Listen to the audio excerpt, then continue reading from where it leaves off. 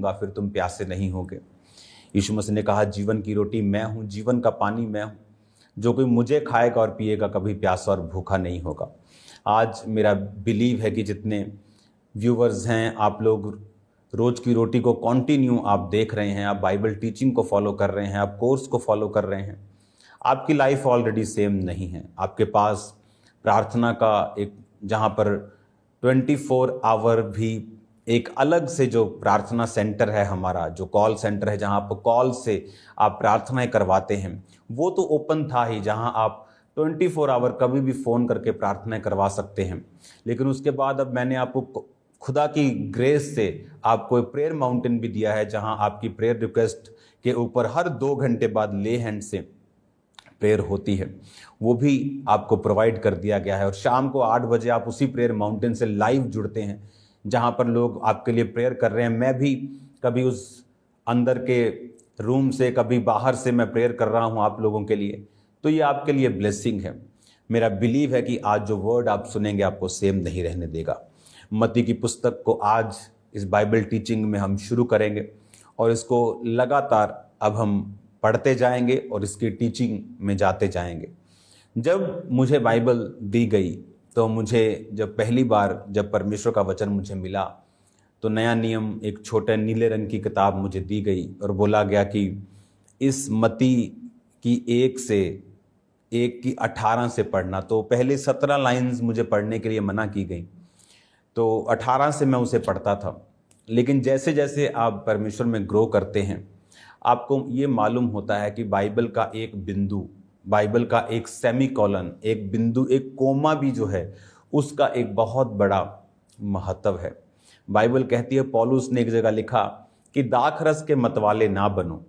और अगर आप बाइबल के उस पद को बड़े ध्यान से पढ़ेंगे तो उसमें आपको एक बड़ी शानदार एक चीज आपको नजर आएगी। जब आप इफिसियों 5 उसकी 17 आयत पढ़ते हैं, इस कारण निर्बुद्धि ना हो पर ध्यान से समझें प्रभु की इच्छा क्या है, दाखरस से मतवाले ना बने। अगर आप इसे इंग्लिश की भाषा में पढ़ते हैं तो उसमें लिखा, जब आप इफिसियां 5 उसकी आप 17 आयत को पढ़ते हैं और अगर आप उसे इंग्लिश में पढ़ते हैं तो उसमें लिखा है कि Therefore do not be foolish but understand what the Lord's will is. Do not get drunk on wine. आप अलग अलग भाषाओं में अगर बाइबल पढ़ेंगे तो जहां पर ये लिखा है दाखरस से मतवाले ना बनो, तो यहां पर कॉमा है। पर अगर आप ओरिजिनल भाषाओं में भी पढ़ेंगे तो वहां पर एक सेमीकोलन है। कॉमा सेमीकोलन का मतलब यह है कि अभी सेंटेंस पूरा नहीं हुआ। परमेश्वर ने ये कहा है कि तुम दाखरस से मतवाले ना बनो, पर पवित्र आत्मा से जो है वो परिपूर्ण होते जाओ। अगर आप उसको आगे पढ़ेंगे तो उसमें लिखा हुआ, और जब आप 18 आयत को पूरा पढ़ते हैं तो उस 18 आयत के बाद भी फुल स्टॉप आपको नजर नहीं आएगा, आपको कोमा नजर आएगा। इसका मतलब क्या, इसका मैं आप ये मेरे आज के टॉपिक में नहीं है, लेकिन समझाने के लिए कि वचन क्या है। आप देखेंगे यहां कोमा आएगा 18 आयत में कि आत्मा से परिपूर्ण होते जाओ। 18 आयत खत्म हो गई। जब आप एक लाइन को खत्म करते हैं तो आप फुल स्टॉप लगाते हैं कि लाइन खत्म। 19 आयत शुरू। 19 में जब आप लिखा तो 18 आयत को खत्म नहीं किया। क्यों पौलुस ने उसको फुल स्टॉप से खत्म नहीं किया? क्योंकि जब परमेश्वर ने जब आपको बोला कि शराब के मतवाले ना हो, आत्मा से परिपूर्ण होते जाओ, तो अगर मैं आपसे बोल रहा हूं कि तुम आत्मा से परिपूर्ण होते जाओ, तो इसका मतलब आत्मा से परिपूर्ण होने की जिम्मेवारी जो वचन ने डाली है वो खुदा पे नहीं डाली, वो आप पे डाली है। और अगर पौलुस ये कह रहा है कि it's your responsibility to be filled with spirit, holy spirit, कि तुम्हारी रिस्पॉन्सिबिलिटी है ये अपने आप को स्पिरिट से भरना, नहीं तो वो ये कहता कि खुदा से प्रार्थना करो, जीसस से प्रेयर करो कि वो तुम्हें पवित्र आत्मा से परिपूर्ण करे। लेकिन उसने क्या कहा, तुम लोग शराब से बच के रहो और पवित्र आत्मा से परिपूर्ण होते जाओ। इसका मतलब आपकी रिस्पॉन्सिबिलिटी है पवित्र आत्मा से परिपूर्ण होना, इसलिए कि वचन आपको रिस्पॉन्सिबिलिटी दे के आपको अधूरा नहीं छोड़ता, तो उसने कॉमा लगा के अब आगे ये बताया है कि भरना कैसे है। फिर भरना कैसे है, उसने कहा आपस में भजन और स्तुति गान और आत्मिक गीत गाया करो। और अगर आप इसे इंग्लिश में पढ़ते हैं तो लिखिए speaking to one another with psalms. Psalms का भजन संहिता होना चाहिए था, ओरिजिनल है साम्स, कि आपस में स्पीकिंग टू वन अनदर लिखा इस इंग्लिश बाइबल में, लेकिन ओरिजिनल इसकी जो लैंग्वेज है उसमें लिखा स्पीकिंग टू योर सेल्फ। जब अपने आप से बात करो तो भजन संहिता से करो। क्या? क्योंकि आप जब बात करते हैं, जब तनख्वाह नहीं आती, आप बोलते हैं ओह मेरे पास पैसा नहीं, मैं बहुत तंग हूं। लेकिन अगर आप भजन संहिता से बात करनी सीख जाएं, यहोवा मेरा चरवाहा है, मुझे कोई घटी नहीं होगी, तो देखो कितना फर्क है। आप जानते हैं क्यों लोग पवित्र आत्मा से परिपूर्ण नहीं हैं? देखो अभी तक तो मैं टीचिंग में गया नहीं, अभी तो मैं अपनी टीचिंग का बेस बना रहा हूं। तो ये क्योंकि ये बाइबल टीचिंग है, यहां पर आप जल्दी जल्दी सरमन सुनने वाला काम नहीं है, यहां पर डीप टीचिंग आपको मिलेगी, आपको ध्यान से समझना और नोट करना। अब यहां पर पौलुस कहता है, अगर आप ओरिजिनली भाषा में इसे पढ़ेंगे, ग्रीक भाषा में इसे पढ़ेंगे, तो आपको यह समझ आता है कि उसमें लिखा स्पीकिंग टू योरसेल्फ। आज आपको मालूम है क्यों लोग पवित्र आत्मा से परिपूर्ण नहीं हैं? क्योंकि वो कहते हैं जो वो महसूस करते हैं, और वो एक्सप्रेस करते हैं जो उनके आसपास घटता है। दाऊद गोलियत मार पाया, क्यों?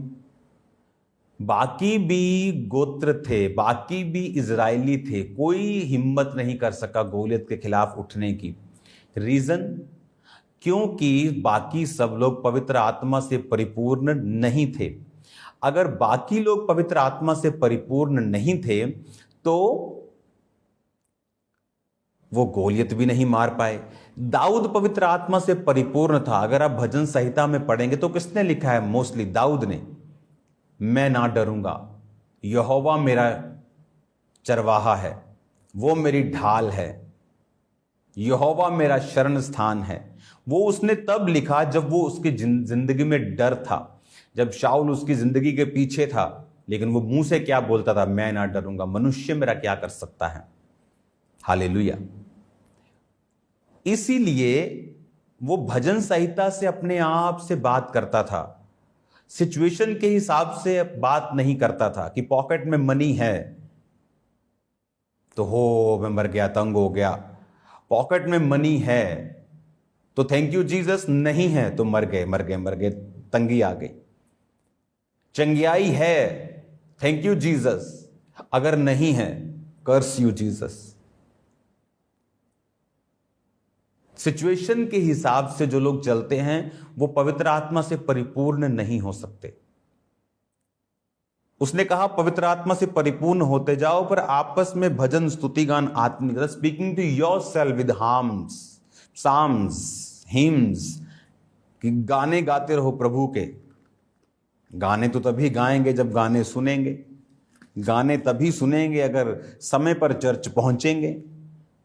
हम तो तभी आते हैं जब टेस्टिमनी शुरू होने वाली होती हैं। तो अगर शाम हमने सुना ही नहीं भजन तो वो स्पिरिट में क्या आ जाएगा? मैं जब चर्च में होता था, जब सॉन्ग सुनता था, तो वो सॉन्ग मोस्टली पूरा हफ्ता मेरे स्पिरिट में चलते थे। तो सारा हफ्ता वो सॉन्ग स्पिरिट में चलते जाते थे। तब अगली मीटिंग आ जाती, भूलने वाले होते थे, अगली मीटिंग आती थी, अगली मीटिंग में सुनना। तो जितना हम अपने आप को माहौल में रखते थे, पवित्र आत्मा की भरपूरी आप में उतनी रहती है। तो एक कौमे की मैंने आपको वैल्यू बताई है। अब मैं आता हूं आज के वचन के ऊपर। तो आज जो है हम पढ़ेंगे मत्ती की पुस्तक, क्योंकि मुझे ये 18 बाब से पढ़ने के लिए बोला गया था और मैंने कभी भी इसको 1 से लेकर 17 आयत तक नहीं पढ़ा। लेकिन जब मैं मसीह में बड़ा हुआ तो जब मैं इसे पढ़ता था फिर, तो इसमें भी परमेश्वर के बहुत सारे भेद हैं। इसमें लिखा पहली आयत में, अब्राहम की संतान, दाऊद की संतान, यीशु मसीह की वंशावली। अब्राहम से इजहाक उत्पन्न हुआ, इजहाक से याकूब उत्पन्न हुआ, याकूब से यहूदा और उसके भाई उत्पन्न हुए। अब जब आप यहां पर देखते हैं कि क्यों परमेश्वर ने अब्राहम से इजहाक बोला, इजहाक से याकूब बोला। इजहाक के 2 बच्चे थे जुड़वा, एक चाहिए था क्या? उसको क्या चाहिए था? उसकी आंखें जिसे वो देख सके। उसको उसकी आंखें चाहिए थी, जो उसका पूरा जीवन है। अगर हमारे पास में आंखें हैं, हम देख सकते हैं, तो प्रभु का धन्यवाद हो।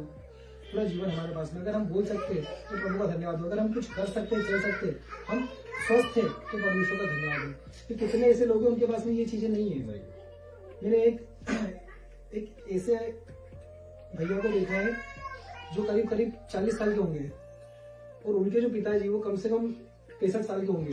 पिताजी के बाल पूरे सफेद है तो भैया के बाल काले, और भैया को लकवा आ रखा है। उनके पिताजी उनको लेके चलाते हैं, तो ऐसे से चलते हो। वो देख के इतना दिल दुखा अंदर से, क्या हमारे वो सुखला में रहते हुए हम लोग कई बार निकलते उनको देख। तो आज सोचो कि समय क्या है, जिस बाप की मदद उसको करना चाहिए बेटे को, वो बाप उसको आज चला रहा है। उसके पिता को आज कहीं ना कहीं विश्वास है कि मेरा बेटा ठीक हो जाएगा। आज उसको क्या चाहिए? उसको अपना बेटे की चंगाई चाहिए, और उस व्यक्ति को क्या चाहिए? उसको भी अपनी चंगाई चाहिए। अब वो कमाने नहीं जा पा रहा है, अब वो कुछ भी नहीं कर रहा, वो सिर्फ एक बोझ बन के उनके ऊपर चल रहा है। जिस बाप ने सोचा होगा कि मेरा बेटा बड़ा होकर मेरे लिए कहीं ना कहीं कुछ अच्छा करेगा या वो करेगा, मुझे सहारा देगा, आज उसी बाप को उसका सहारा करना पड़ रहा है। तो ऐसा भी जीवन होता है, और हम परमेश्वर का धन्यवाद करते हैं कि परमेश्वर ने हमको सब चीजों से बड़ा चंगा रखा है। Hallelujah, hallelujah. फिर हम अपने टॉपिक पे आते हैं, अंधा विश्वास। एक पद और हम पढ़ेंगे जो कि मिलता है मरकुस उसका 11वां अध्याय, 11वां अध्याय उसका 20 से 24 तक। फिर भोर को जब वे उधर से जाते थे, उन्होंने उसे अंजीर के पेड़ को जड़ तक सूखा हुआ देखा। पतरस को वह बात स्मरण आई और उसने उससे कहा, हे रबी, देख, यहाँ अंजीर का पेड़ जिसे तूने श्राप दिया था सूख गया है। यीशु ने उसको उत्तर दिया, परमेश्वर पर विश्वास रखो। मैं तुमसे सच कहता हूँ कि जो कोई इस पहाड़ से कहे तू उखड़ जा और समुद्र में जा पड़, और अपने मन में संदेह न कर, वरन प्रतीति करे कि जो कहता हूँ वह हो जाएगा, तो उसके लिए वह होगा। इसलिए मैं तुमसे कहता हूँ कि जो कुछ तुम प्रार्थना करके मांगो तो प्रतीति कर लो कि तुम्हें मिल गया और तुम्हारे लिए हो जाएगा। और जब कभी ठीक है, तो परमेश्वर पर विश्वास रखो, और जो कुछ भी तुमने प्रार्थना में मांगा है ना, उस पर ऐसी प्रतीति कर लो कि वो तुम्हारे लिए हो गया है। हमने पहला जो वचन पढ़ा था इब्रानियों 11 का 1, उसमें लिखा है, अब विश्वास आशा की हुई वस्तुओं का निश्चय और अनदेखी वस्तुओं का प्रमाण है। वो है विश्वास कि अब जिसका हमने आशा करी, इसलिए हमने प्रार्थना करी, वो हमको मिल गया है, और उसको हम अंदर की आंखों से, अंतरिम आंखों से हम उसको देख रहे हैं। ये विश्वास है। और जब आप उसको देखते हो, जैसे हम अभी चंगे में ही है और हम चंगाई के लिए प्रार्थना करें, तो हमको पूरा विश्वास से हम अपना को चंगा देखना है, वो प्रतीति करना है। तो वो जो बीमारी है, वो जो समस्या, वो उखड़ के चली जाएगी। इस पेड़ को यीशु मसीह ने शाप दिया था, क्योंकि यीशु मसीह को जब भूख लगी थी तो उस अंजीर के पेड़ को उसने चारों तरफ से देखा, पर उसमें फल ना लगे।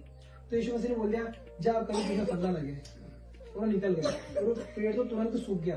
तो वापस वो लौटे तो क्या देखा कि वो हरा भरा था पहले तो, पर अब तो सूखा हुआ है। तो तुरंत के चेलों ने देखा कि ये तो वही पेड़ है जिसको यीशु मसीह ने श्राप दिया था। इसका मतलब ये है कि हमारे शब्दों में ताकत है। अगर हम अपने लिए नेगेटिव बोलेंगे ना, तो नेगेटिव होगा। आप अगर अपने आप को श्राप दोगे, अपने बच्चों को श्राप दोगे, अपने लोगों को श्राप दोगे, अरे तो ऐसा ही है, अरे तो ऐसा ही है, अरे इसका तो ऐसा हो जाए, इसका तो ऐसा, अरे तो ऐसा, ये तो हो ही नहीं सकता, ये तो होगा ही नहीं, ऐसा तो होता ही नहीं, ये सब शब्द अगर अपने जीवन में है ना, तो मैं बता रहा हूँ, आप खुद अपने शब्दों से श्राप को प्रकट कर रहे हो, और श्राप भी काम करेगा, क्योंकि हमारे शब्दों में सामर्थ्य है। अगर हम विश्वास से सही शब्द बोलेंगे ना, तो विश्वास, आपका जो विश्वास है, आपके शब्दों में जो क्रिएटिविटी है, जो सृजनात्मक शक्ति है, उसको प्रोनाउंस करता है, और वो चीजें जो आज आपके पास नहीं है ना, वो सब कुछ हो जाएगी, क्योंकि प्रभु उसमें काम कर रहा है। पर अगर आप नेगेटिव बोलोगे ना, तो शैतान भी काम कर रहा है, उसको तुरंत कर देगा। इसलिए हमारे शब्दों को बहुत सोच समझ के हमको बोलना है। हम अपने किसी भी लोगों को, किसी बच्चों को या किसी भी चीज को हम श्राप ना दें। अपने आप को कभी भी निग्लेक्ट ना करें, अपने आप को कभी भी छोटा ना समझे किसी बात में कि यार वो तो इतने अच्छे हैं, मैं इतना हूँ, काश मैं भी ऐसा होता। हमको अपने आप को डेली ब्लेस करना है। मैं ब्लेस्ड हूँ, मैं आशीषित हूँ, परमेश्वर का वचन लो और अपने आप को ब्लेस करो। जो चंगा नहीं है वो बोले मैं चंगा हूँ, यीशु मसीह पूरे खाने से मैं चंगा हो चुका हूँ। बाइबल क्या बोलती है? बीमार बोले मैं चंगा हूँ, निर्बल बोले मैं बलवान हूँ, गरीब बोले मैं अमीर हूँ। क्यों? क्योंकि जो आप बोलोगे वो होगा। विश्वास से बोलोगे तो विश्वास से होगा। वो पूरा विश्वास करे, संदेह ना करे। क्या लिखा है आगे यहाँ पर? हमने 23 पढ़ा। मैं तुमसे सच कहता हूँ कि जो कोई इस पहाड़ से कहे तू उखड़ जा और समुद्र में जा पड़, और अपने मन में संदेह ना करे, वरन प्रतीति एक इमेजिनेशन ऐसी कर ले कि ऐसा हो रहा है, इमेजिनेशन करे तो जो कहता हूँ वह हो जाएगा, तो उसके लिए वही होगा। इसलिए मैं तुमसे कहता हूँ कि जो कुछ तुम प्रार्थना करके मांगो तो प्रतीति कर लो, तुम्हें मिल गया। यीशु मसीह ने बोला कि तुम प्रतीति करो तो कभी ना कभी तुमको मिल जाएगा। क्या लिखा है? मिल गया। मतलब गया, मिल गया मतलब कि वो हो चुका है। यहाँ पे टेंस चेंज हो गया, मतलब प्रेजेंट टेंस, फ्यूचर टेंस और पास्ट टेंस। पास्ट टेंस मतलब आपको ऑलरेडी मिल चुका है। ये प्रतीति कर लो कि ऐसा तो हो गया है। Hallelujah, hallelujah. ये विश्वास अंधा विश्वास है कि जो भी आप प्रार्थना कर रहे हो, भले छोटी हो या बड़ी हो, छोटी बीमारी को, बड़ी बीमारी को, छोटी समस्या की या बड़ी समस्या की, उस पर आप पूरा विश्वास कर लो कि ये तो परमेश्वर ने कर दिया। और मैं सच बता रहा हूँ, वैसा हो जाएगा। एक जीवित गवाही आई हमारे बीच में। लास्ट समय जब त्योहार चल रहे थे, तब प्रीति कोमल की जो बड़ी सिस्टर है, जो मेरी बड़ी सास लगती है, वो नागदा में रहते, और उनकी जो जेठानी है, उनके बारे में ऐसी रिपोर्ट आ रही थी कि उनकी तबीयत बहुत खराब हो गई है और उनका जो दिल है, दिल पिघल रहा है। मतलब दिल जो है ना, दिल के छेद है, और वो कहीं ना कहीं वो उसकी जो सेल्स है वो चेंज हो रही है। उस कारण से उनको भर्ती करना पड़ा। और रोज ऐसा लग रहा था उनको कि आज या कल वो चले जाएंगे, आज या कल वो चले जाएंगे। तो जब हमको पता पड़ा तो हमने प्रभु से उस समय प्रार्थना करके पूरे हाथों में उनको दे दिया। और फिर सडनली ऐसा हुआ कि हम लोगों का भी वहाँ नागदा जाने का प्लान बन गया। तो दशहरे के आसपास ही हम लोग सब, कुणाल, कोमल, प्रीति, हम सब लोग मिलके वहाँ जाके और उनके लिए प्रार्थना करें। और उनकी जो दीदी की जो सासू है, वो भी यीशु मसीह पर विश्वास करते हैं, और कहीं ना कहीं वो इतना मजबूत नहीं है। तो वहां पर उस समय हम लोगों ने सबने मिलकर प्रभु से प्रार्थना करी, एक दो गीत गाए, और उनकी स्थिति ठीक नहीं थी उस समय। वो सिर्फ घर पे छुट्टी लेके आ गए थे क्योंकि त्योहार है तो घर पे रहना है। पर प्रभु का धन्यवाद हो कि वहां से आने के बाद अभी जब उनके समाचार जब मिले तो ये बताया जा रहा है कि प्रभु ने उनको पूरा चंगा कर दिया है। और परमेश्वर ने जो उनकी मरने के चांसेस, बहुत कितने बताए थे चांसेस? 6% चांसेस थे उनके बचने के। परमेश्वर ने वो 6% चांसेस को हटा दिया। अभी वापस से उनका वो काम करने लग गए। Hallelujah, hallelujah. और चंगे हैं और धीरे धीरे वो रिकवर हो गए।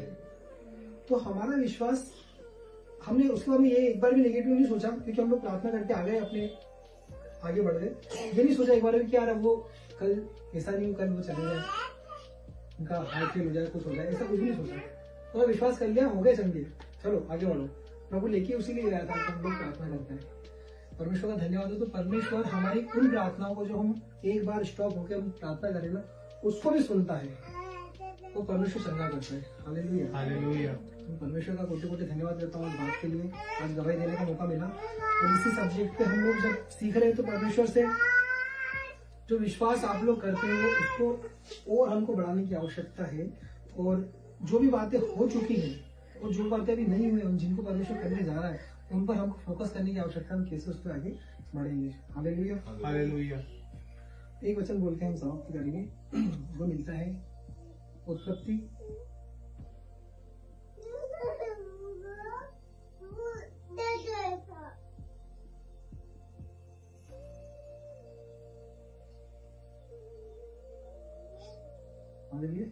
हालेलुया, उसका 5वां अध्याय,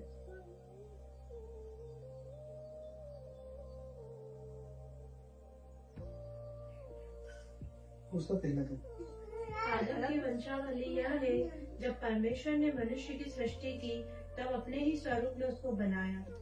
हालेलुया। हालेलुया। तो जब हमारी सृष्टि हुई ना, हम मनुष्य हैं, हम भेड़ बकरी गाय बैल, हम जानवर नहीं है, और हम क्या है, मनुष्य। तो परमेश्वर ने जो हमको बनाया तो उसने अपनी ही सृष्टि करके हमको बनाया, अपने ही स्वरूप में हमको बनाया। परमेश्वर क्रिएशन कर सकता है ना, हम भी क्रिएशन कर सकते हैं। परमेश्वर बोलता है और उजियाला हो जाता है। हम भी बोलेंगे ना तो अंधकार में समय में उजियाला हो जाएगा। हालेलुया। हमारे सामने जीवित गवाही खड़ी है सागर भैया की, भाभी की।